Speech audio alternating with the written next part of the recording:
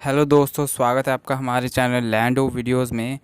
तो आज हम डिस्कस करने वाले हैं डायल इंडिकेटर के बारे में। तो डायल इंडिकेटर बहुत ही इम्पोर्टेंट टॉपिक है मेट्रोलॉजी का। ये मैकेनिकल कंपैरेटर्स के अंडर आता है डायल इंडिकेटर। तो डायल इंडिकेटर में कौन कौन से फीचर्स हैं, इसकी कंस्ट्रक्शन कैसे है, इसकी प्रिंसिपल क्या है और इसकी वर्किंग कैसे है और इसकी एप्लीकेशंस क्या है, आज हम इसके बारे में ही डिस्कस करेंगे। तो अगर आप हमारे चैनल पे नए हैं तो चैनल को सब्सक्राइब कीजिए और लाइक कीजिए और ज़्यादा से ज़्यादा शेयर कीजिए। तो डायल इंडिकेटर के बारे में आज हम डिस्कस करेंगे। तो आइए स्टार्ट करते हैं हमारी वीडियो को। तो डायल इंडिकेटर को समझने से पहले सबसे पहले हमें समझना होगा कि कंपैरेटर्स क्या होते हैं। तो कंपैरेटर्स वो इंस्ट्रूमेंट्स होते हैं जो कि किसी डिफरेंट हाइट्स को कंपेयर करने के लिए यूज़ किया जाता है। जो मैकेनिकल कंपैरेटर्स होते हैं वो मैकेनिकली सिस्टम द्वारा स्मॉल मूवमेंट को मेजर करते हैं, जिन्हें हम मैकेनिकल कंपैरेटर्स कहते हैं। तो डायल इंडिकेटर भी एक तरह का मैकेनिकल कंपैरेटर है। ये प्लंगर टाइप डायल इंडिकेटर होता है जिसे हम यूज़ करते हैं स्मॉल डिविएशंस को मेजर करने के लिए या हाइट्स को मेजर करने के लिए। ये डायल इंडिकेटर को हम डायल गेज भी बोल सकते हैं। तो आइए दोस्तों डिस्कस करते हैं इसके प्रिंसिपल के बारे में। तो इसका जो प्रिंसिपल है वो बेस्ड है रैक एंड पिनियन के प्रिंसिपल के ऊपर, कि इसमें दो गियर्स लगे होते हैं, एक लार्ज गियर लगा होता है, एक स्मॉल गियर लगा होता है। तो लार्ज गियर के साथ हमारा रैक अटैच होता है जो कि आगे प्लंगर के साथ लगा होता है। तो जब भी हम इस डायल इंडिकेटर को किसी सरफेस के कंपेयर करने के लिए उसके ऊपर मूव कराते हैं तो प्लंगर के द्वारा रैक में मूवमेंट जाती है। जो रैक में मूवमेंट जाती है वो बड़े वाले गियर को लार्ज गियर को रोटेट करता है। लार्ज गियर को रोटेट करने से जो इसमें पिनियन लगा होता है, जो लार्ज गियर के साथ मैश किया होता है, वो पिनियन में लार्ज गियर की मूवमेंट जाती है। तो मूवमेंट जाने से जो स्मॉल गियर में पॉइंटर लगा होता है वो पॉइंटर डिफ्लेक्ट करता है, जिससे हमें मैकेनिकल कंपैरेटर डायल इंडिकेटर पे रीडिंग मिलती है। तो आइए दोस्तों डिस्कस कर लेते हैं इसके कंस्ट्रक्शन के बारे में। तो इसका कंस्ट्रक्शन काफ़ी सिंपल है। तो कंस्ट्रक्शन में इसमें पार्ट्स आते हैं इसका plunger, locking screw, main scale, long pointer, short pointer, outer frame और लिमिटर। तो बात करें प्लंगर के बारे में, तो प्लंगर जो होता है इसका नीचे नीचे लगा होता है, जहाँ से इसके साथ रैक अटैच होता है। जब भी हम किसी सरफेस के ऊपर इसको मूव कराते हैं तो प्लंगर डिफ्लेक्ट करता है और आगे रैक को मूवमेंट देता है।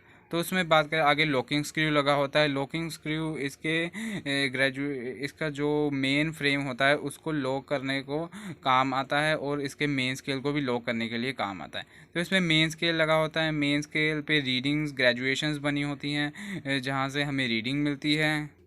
तो बात करें इसके लॉन्ग पॉइंटर और शॉर्ट पॉइंटर के बारे में, तो जो लॉन्ग पॉइंटर होता है वो बड़े वाले स्केल पे रीडिंग देता है और जो शॉर्ट पॉइंटर होता है वो छोटे वाले स्केल पे रीडिंग देता है। तो जो भी इसमें शॉर्ट पॉइंटर की एक डिवीज़न जब होगी तो लॉन्ग पॉइंटर एक कंप्लीट रेवोल्यूशन उस बड़े वाले ग्रेजुएशन पे ले चुका होगा। तो बात करें इसे आउटर फ्रेम के बारे में, तो इसमें जो आउटर फ्रेम लगा होता है वो उसकी बॉडी होती है, जिसके द्वारा हम मेन स्केल को रोटेट कर सकते हैं, किसी भी डिवीज़न पर सेट कर सकते हैं।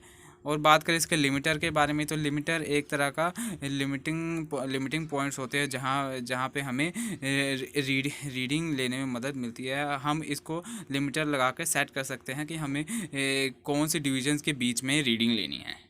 तो दोस्तों आइए डिस्कस कर लेते हैं इसके वर्किंग के बारे में। तो इसकी वर्किंग बिल्कुल सिंपल है। तो डायल गेज जो होता है उसकी वर्किंग के लिए हमें जब भी हमें वर्कपीस के साथ कंपेयर करना होता है तो हमें एक स्टैंडर्ड हाइट की ज़रूरत पड़ती है। तो स्टैंडर्ड हाइट के लिए हम स्लिप गेजेस का यूज़ कर सकते हैं। तो जो स्लिप गेजेस होते हैं वो एक उसमें स्टैंडर्ड हाइट होती है, इसलिए हम स्लिप गेजेस का यूज़ करते हैं। यहाँ पे जो भी हमें रीडिंग चाहिए होती है हम स्लिप गेजेस का यूज़ कर सकते हैं, यूज़ करके उसको अचीव कर लेते हैं। तो उसका स्लिप गेजेस का स्टैक बना लेते हैं। स्टैक बनाने के बाद हम डायल इंडिकेटर को जो प्लंगर होता है उसे स्लिप गेजेस के सरफेस के ऊपर पॉइंट करवाते हैं, जिससे डायल इंडिकेटर में रीडिंग आती है। और उसके बाद हम डायल इंडिकेटर का जो स्केल होता है उसे 0 पर सेट कर लेते हैं। 0 पर सेट करने के बाद हम लॉकिंग स्क्रू द्वारा उस डायल इंडिकेटर को लॉक कर देते हैं ताकि वो हिले ना। और उसके बाद हम जो हमारे स्लिप गेज का स्टैक है उसको हम रिप्लेस कर देते हैं अपने वर्क पीस के साथ। जब भी हम वर्क पीस को अपने डायल इंडिकेटर के प्लंगर के नीचे लाएंगे तो उसमें कोई ना कोई रीडिंग शो करेगी जो कि उसमें हमारे ओरिजिनल डायमेंशंस थोड़ी अलग होगी। तो इसी तरह हम पता कर सकते हैं कि हमारे वर्क पीस की जो हाइट है वो कितनी कम या ज़्यादा है हमारे स्लिप गेज से, क्योंकि स्लिप गेज बिल्कुल एक स्टैंडर्ड साइज़ है। जो भी कोई गलती होगी तो वो हमारे वर्क पीस में होगी। हम इससे पता कर सकते हैं कि हमारे वर्क पीस में कितनी कितनी हाइट में कम या ज़्यादा है। तो इस तरह हम डायल गेज का यूज़ करके डिफरेंट हाइट्स को कंपेयर कर सकते हैं कि कितना कम या ज़्यादा हाइट हो रहा है। तो ये हमारी वर्किंग है। तो आइए दोस्तों डिस्कस कर लेते हैं इसके एप्लीकेशंस के बारे में। तो इसका फर्स्ट एप्लीकेशन है ये कंपेयरिंग टू हाइट्स और डिस्टेंस बिटवीन नैरो लिमिट्स। मतलब ये डायल गेज का यूज़ करते हैं हम दो हाइट्स को कंपेयर करने के लिए। जो इसका सेकंड एप्लीकेशन है वो है to determine the errors in geometrical form such as ovality, roundness and taper. जब भी हमें ओवेलिटी या राउंडनेस चेक करनी होती है किसी सिलेंड्रिकल ऑब्जेक्ट की, तो हम डायल इंडिकेटर का यूज़ करके उसके देख सकते हैं कि उसमें कोई फ़र्क तो नहीं है। तो तीसरा इसका है to determine positional error of surfaces such as parallelism, squareness and alignment.